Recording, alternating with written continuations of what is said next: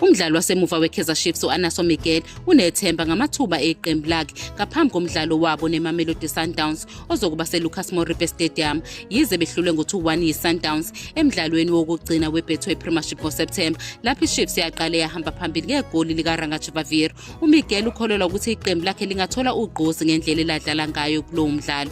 Nakuba iSundowns yagcina ihambe phambili ngamagoli kaLucas Ribeiro no-Ingram Reyners ngaphambi kokuthi kuyiwe ekhefini. iChiefs yadlala kahle ngesombe sesibili, ikhombisa ukuthi ingaqhudelana nabaholi beligi. uMiguel ukhethe ukugxila ezinhlelweni ezinhle zomdlalo weligi kunokuba agxile emdlalweni wakamuva lapho behlulwe khona ngo-4-0 yiSundowns kuma-quarter final e-Carling Knockout. Ugcizelele ukubaluleka kokuhlala begxilile yonke imizuzu engu-90 uma bebhekene neqembu lesabekayo. Njengamanje iSundowns iqhwakele ngamaphuzu angu-15 kanti idlula iKaizer Chiefs ngamaphuzu angu-26, kodwa uMiguel umile kwelokuthi iChiefs kumele izihloniphe izimbangi zayo kodwa nabo bangawakhohlwa amakhono abanawo. Kubalula ukuthi imininingwane emincane ivamise ukunquma umphumela emdlalweni, kanti nakuba abadlali beSundowns besezingeni eliphezulu, iChiefs kumele iqinise ukugwema amaphutha abizayo. Njengoba iChiefs idonsa kanzima kule sizini, iphuma nasemdlalweni onzima lapho ishaywe yiSuperSport United ngo-4-1, uMiguel ukholelwa ukuthi ukunqoba iSundowns kungase kuguqule izinto. Ugcizelele ukubaluleka kokugxila emdlalweni ngamunye,